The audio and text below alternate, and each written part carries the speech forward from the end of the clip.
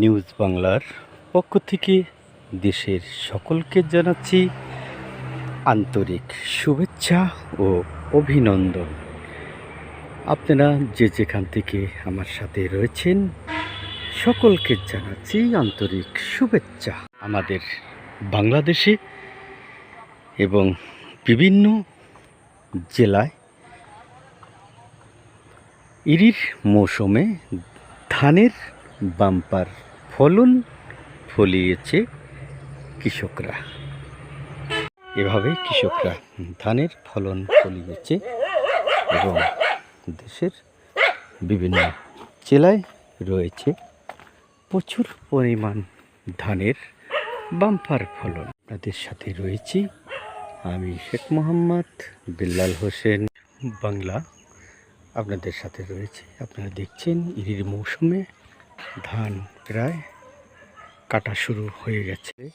সারা দেশে যে ধানের বাম্পার ফলন ফলিয়েছে সেই বিষয় নিয়ে আমি আপনাদের সাথে রয়েছি এবং আপনারা দেখতে থাকুন যে আমাদের দেশে যে প্রচুর পরিমাণ ধানের বাম্পার ফলন ফলিয়েছে কৃষকরা, আমি সেই বিষয় নিয়ে আপনাদেরকে তুলে ধরছি এবং আপনাদেরকে দেখাবো যে আসলে দেশে যে বাম্পার ফলন ফলিয়েছে সেই বিষয় নিয়ে আমি আপনাদের সাথে রয়েছি।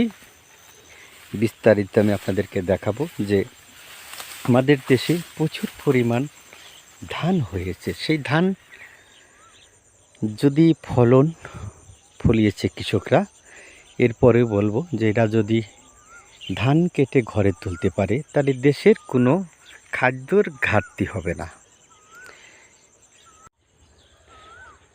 দেখছেন যে আসলে যে পরিমাণ দেশে ধানের ফলন ফলিয়েছে,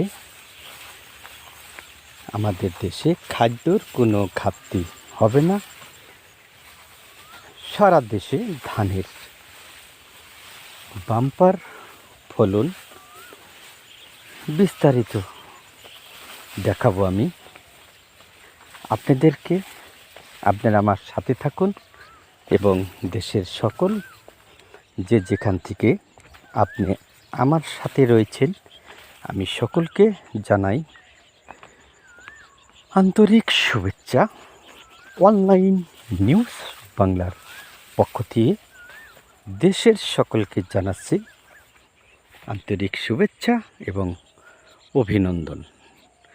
আপনারা আমার সাথে থাকুন, আমি বিস্তারিত আপনাদেরকে দেখাবো। কৃষকরা ধান কাটছে আনন্দের সাথে, আমি আপনাদের সাথে রয়েছি। আপনারা সাথে থাকুন, বিস্তারিত আপনাদেরকে দেখাবো। আপনারা দেখছেন যে আনন্দের সাথে ধান কেটে ইরি ধান সংরক্ষণ করে রাখছে, যদিও ঝড় বৃষ্টি হতে পারে সেই উপলক্ষে এরা ধান কেটে এক জায়গা রাখছে।